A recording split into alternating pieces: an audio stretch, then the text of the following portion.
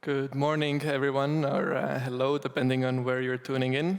I'm Andrius, and today I am honestly excited to introduce you to a novel way to look at data exchange ecosystems, particularly those built on protocols such as the X-Road. In today's modern age, we encounter intricate networks all around us, from simple social media platforms to the emerging world of blockchain and other decentralized infrastructure. Therefore, it's crucial to have methods to understand and make sense of such ecosystems. And to illustrate this, I'll be focusing on the Estonian instance of X-Road, known as XT, which generously provides open transactional data for analysis. The motivation behind my quest stems from the inherent difficulty of comprehending large and complex systems. One common approach to measure and detect behavioral patterns and anomalies and so on is through the collection and analysis of transactional logs. However, the intricacies often lie hidden in the back end of the system, making it challenging to digest and derive meaningful insights. Imagine if we could transition from the current practice of processing data in database log entries to a more intuitive approach. What if we could visually map out the entire ecosystem of organizations sharing data with one another? This shift could potentially unlock new insights into these ecosystems, revealing the intricate relationships between organizations, sectors, and the dynamics that are at play. Such insights could empower policymakers to optimize resource allocation and enhance the overall functionality of services within the ecosystem itself. And it might also pave the way for more advanced prediction models and real-time monitoring tools for these ecosystems. To achieve this vision, I propose using a branch of mathematics called network science and visualize the X-Road ecosystem as a graph or a network. X-Road is designed in a way that data resides where it is created. So in order for other organizations to access certain data, they need to query it from the source. We can depict this process visually by showing how one organization queries another. Like in this illustration, organization A queries from organization B. The queries can flow in both directions. And institutions with multiple subsystems or services within them have the ability to query themselves for data as well. This results in a chain of data requests moving from one organization to another, and so forth.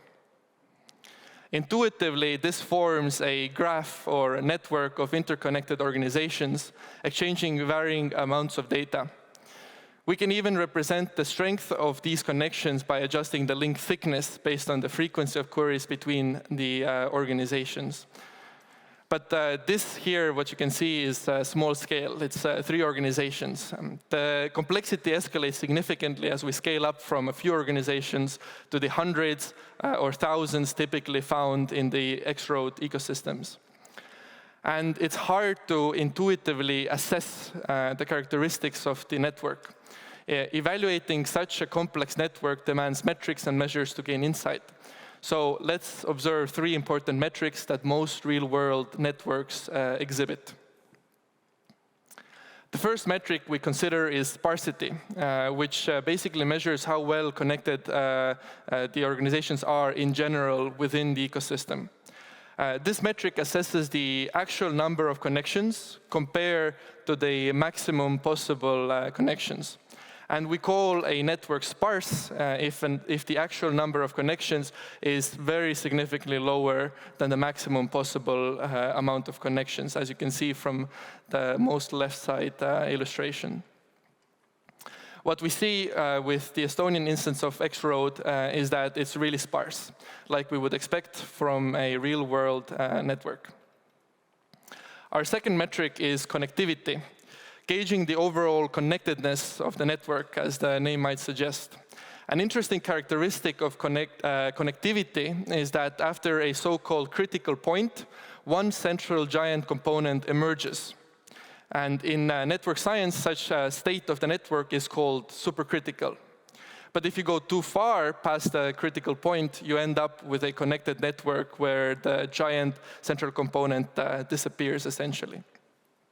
And most real-world networks, and also the Estonian X-Road, are supercritical, showcasing essentially a central giant component. This is something that you can mathematically show. And our third metric examines the link distribution, which delves into the size and importance of each organization within the network. We're looking to find a power law distribution of the node degrees. Node degrees meaning how many connections each node has. I'm sure many are familiar of the power law through the concepts like Pareto principle or the 80-20 rule that states that in life, roughly 80% of the results come from 20% of the cause or input. And that's the power law, essentially. Most real-world networks, and again, also the Estonian X-Road, show this characteristic, revealing that a small number of highly connected nodes and a large number of less connected nodes. So these three characteristics suggest that the network is well suited for further modeling and analysis as a real-world network, which has its own unique properties in network science compared to other networks such as randomly generated networks, for example. So this is significant. What are some insights found out about the Estonian X-Road? One crucial finding is that the public sector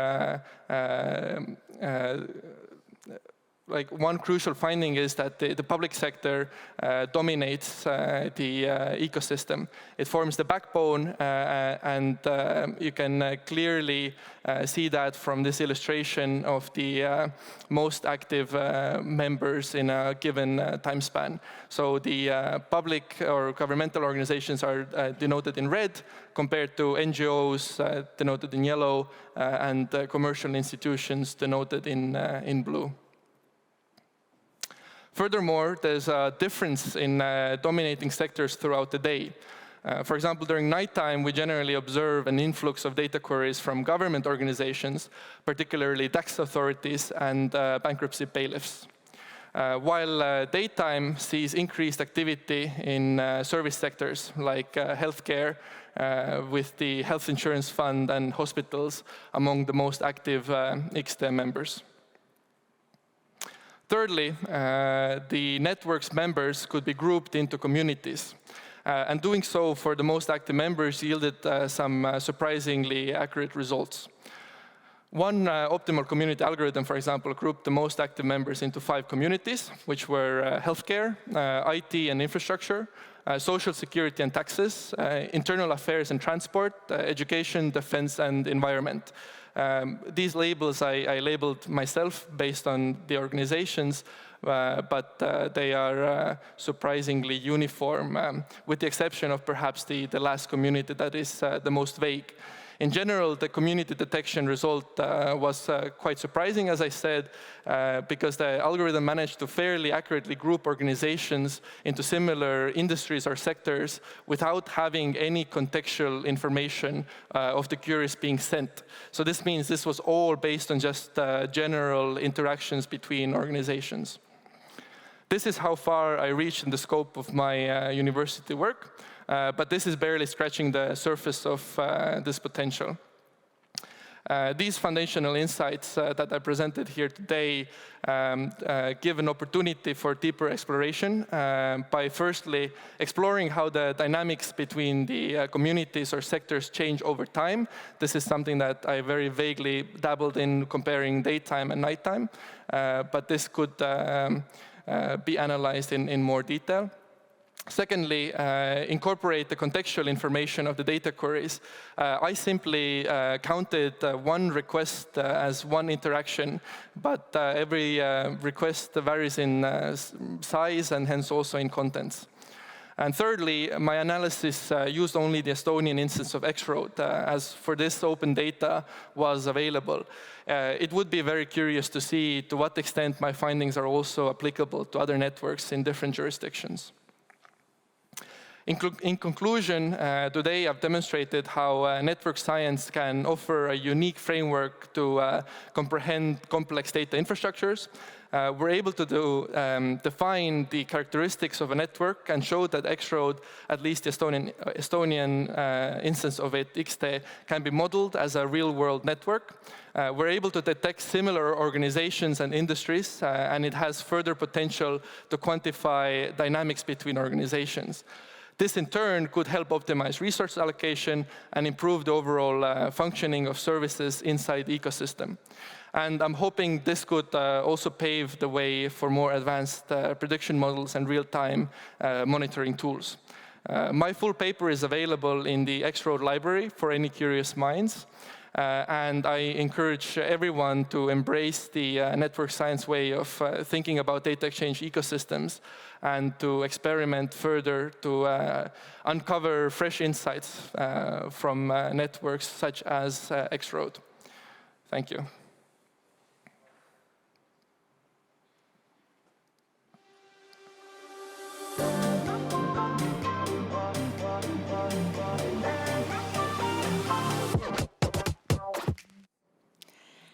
I'm, by the way, a very curious mind, so I will definitely go and download this later. But I do have a little bit of questions as well for you. So before I'm going to download this, maybe you can do a little bit sneak peek, because I always love very concrete examples when we talk about some things. So can you share some of the practical applications or real world, also different kind of scenarios where these insights that you gain from this analysis could be also applied and actually improve the systems or applications that you discovered? Is there any concrete examples that you could bring it out here? Yeah. So I did kind of like very theoretical exploration of how network science could be applied to such ecosystems as X-Road. What I personally think is the most probable and first real-world application are, as I mentioned, the advanced predictive models and real-time monitoring tools, which are different to kind of like the traditional way of kind of like monitoring the logs, finding some patterns there, doing some kind of like alerts or anomaly detection. But as I also mentioned, I see that this has kind of like down the line in the future the potential to be kind of like a very intuitive way to communicate what is happening within the ecosystem to people who are less technical, like, for example, policymakers and whatnot, so they could get quite clear and easy to digest insights of what's going on in the ecosystem and hence optimize the resource allocation. Our audience is pretty active already today, so we have received 2 questions already, but I again encourage everybody to still ask more questions. I'm going to take the first one. I like the complex system analysis. What I'm wondering is what your analysis of the X-Road network reveals about its complexity in terms of diversity, interconnectedness, and adaptation. And what do you think this implies for the X-Road? This is a very interesting question. What I analyzed, and whoever asked this question can have a deeper dive in my paper as well, is I kind of like looked into general metrics or kind of like higher level higher level metrics or measures to describe the network itself. I think what is interesting in terms of like the complex networks are stuff like clustering coefficients, global clustering coefficients. You can get like a general idea of you know, the kind of like interconnectedness in different various shapes and forms.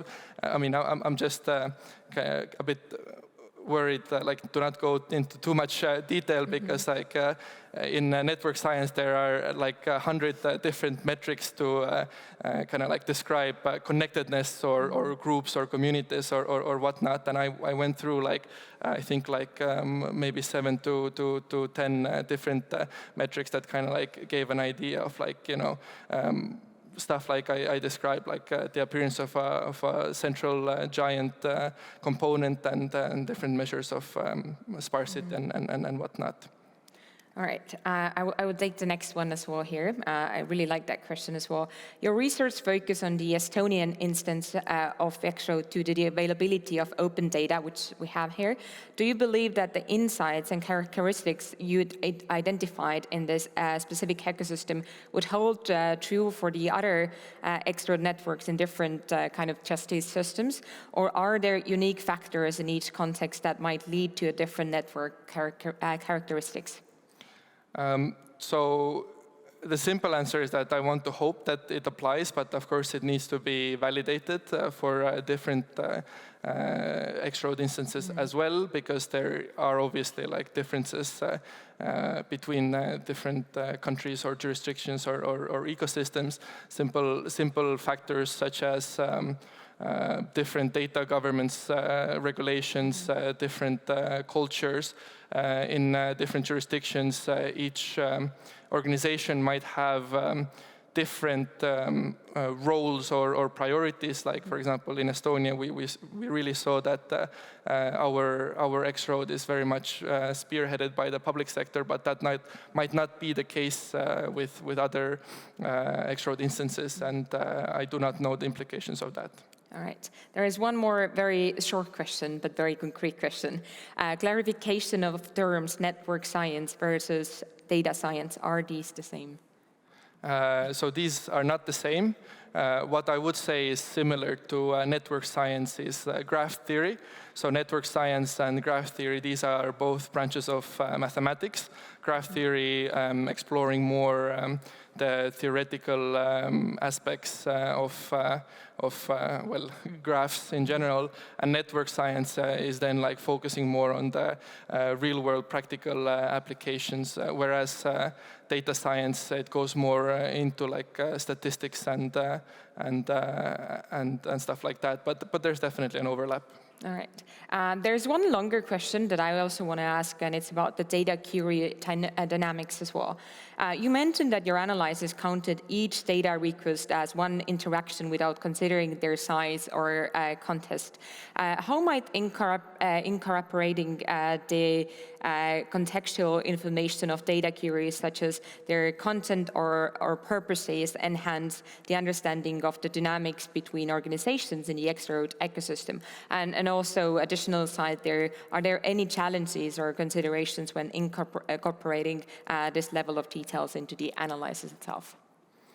Yes, actually this is like a very important point, because just to simplify my life, I just made this assumption as such that one like each query is equivalent, but this is obviously not the case if you have two organizations that do like multiple small queries throughout the day versus kind of like some other two organizations that do like one bigger query. And I think looking into the actual context or the content of the queries can give us even more level of detail into like what's going on in these ecosystems. Like, for example, one thing is the actual size, but depending on that, also the content. Like, are we talking about financial data? Are we talking about health data? This could also provide a very good basis to kind of like detect also anomalies or kind of like unauthorized access if some organization is querying data that it hasn't been querying in the past. So yes. All right. Now I would like to say a massive thank you to you for all of your answers and also your presentation. And I'm pretty sure, again, we have still a lot of curious minds like myself. And I really encourage and go and download your analysis, so to get a little bit better understanding also about what kind of good job that he has done for the analysis there.